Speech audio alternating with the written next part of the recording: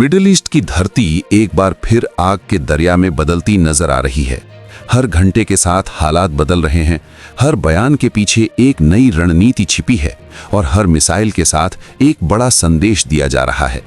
America ने अपने नागरिकों से साफ शब्दों में कहा है कि वे तुरंत इन 15 देशों को छोड़ दें, क्योंकि हालात तेजी से नियंत्रण से बाहर जा सकते हैं। ये अपील ऐसे समय आई है जब ईरान के सर्वोच्च नेता आयतुल्लाह अली खामेनेई के मारे जाने की खबरों ने पूरे क्षेत्र को झकझोर कर रख दिया है और अमेरिका इजराइल की संयुक्त सैन्य कार्रवाई ने एक नए युद्ध की आशंका को जन्म दे दिया है। बताया जा रहा है कि अमेरिकी राष्ट्रपति डोनाल्ड ट्रंप के आदेश पर ईरान के खिलाफ एक बड़े सैन्य अभियान को अंजाम दिया गया, जिसे ऑपरेशन एपिक फ्यूरी नाम दिया गया। इस ऑपरेशन में ईरान के कई शीर्ष सैन्य अधिकारी भी मारे गए। हालांकि इस पूरे घटनाक्रम के बीच ये सवाल लगातार उठ रहा है कि जब अमेरिका और ईरान के बीच परमाणु कार्यक्रम को लेकर बातचीत चल रही थी, तब अचानक ये हमला क्यों किया गया? क्या ये पहले से तय रणनीति थी या फिर हालात ने अचानक करवट ली?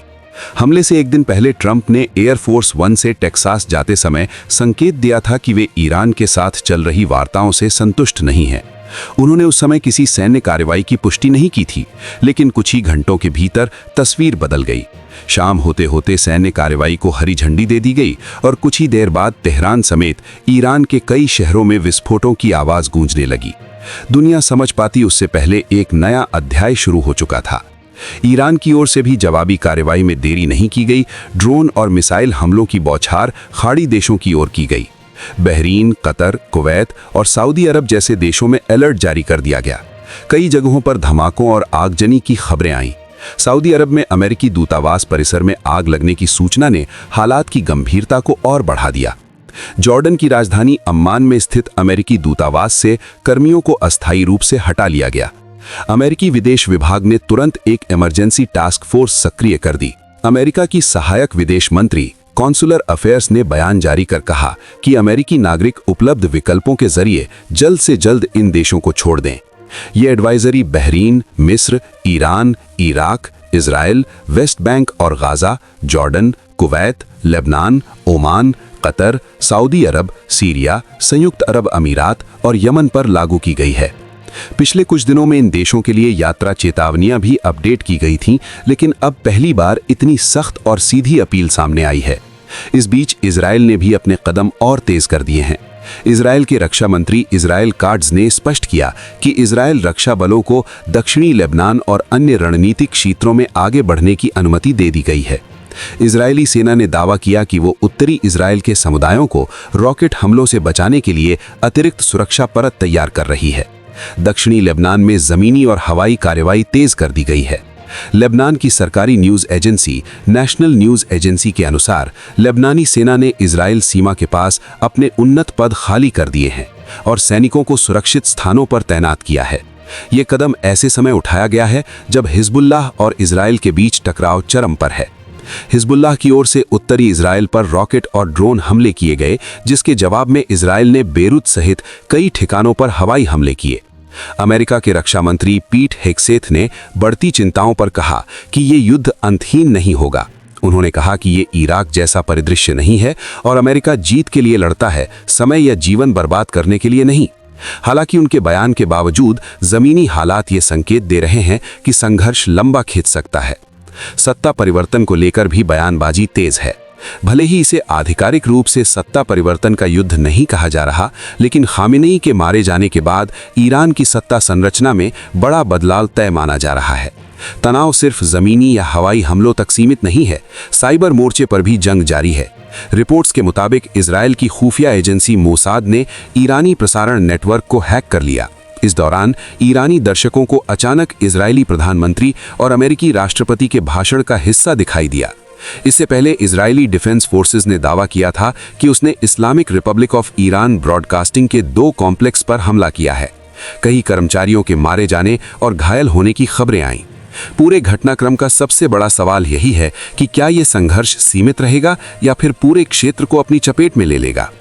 ईरान ने साफ कर दिया है कि वो पीछे हटने वाला नहीं है। तेहरान की सड़कों पर बड़े पैमाने पर विरोध प्रदर्शन हो रहे हैं। लोग अमेरिका और इजराइल के खिलाफ नारे लगा रहे हैं। वहीं खाड़ी देशों में सुरक्षा बढ़ा दी गई है। एयर स्पेस पर निगरानी तेज कर दी गई है और कई अंतर्राष्ट्रीय उड़ानें रद्द कर दी गई हैं। विशेषज्ञों का मानना है कि यदि ये संघर्ष लंबा खिंचता है तो वैश्विक अर्थव्यवस्था पर इसका गहरा असर पड़ेगा। तेल की कीमतों में उछाल पहले ही देखने को मिल रहा है। शिपिंग रूट्स पर खतरा बढ़ गया है। स्ट्रेट ऑफ होर्मुज के आसपास नौसैनिक गतिविधियां तेज हो चुकी हैं। दुनिया की बड़ी ताकतें भी हालात पर नजर बनाए हुए हैं। संयुक्त राष्ट्र में आपात बैठक की मांग उठने लगी है। अमेरिका के भीतर भी सैन्य कार्रवाई को लेकर बहस छिड़ गई है। कुछ लोग इसे राष्ट्रीय सुरक्षा के लिए जरूरी कदम बता रहे हैं, तो कुछ लोग इसे बिना स्पष्ट रणनीति के उठाया गया जोखिम भरा फैसला मान रहे हैं।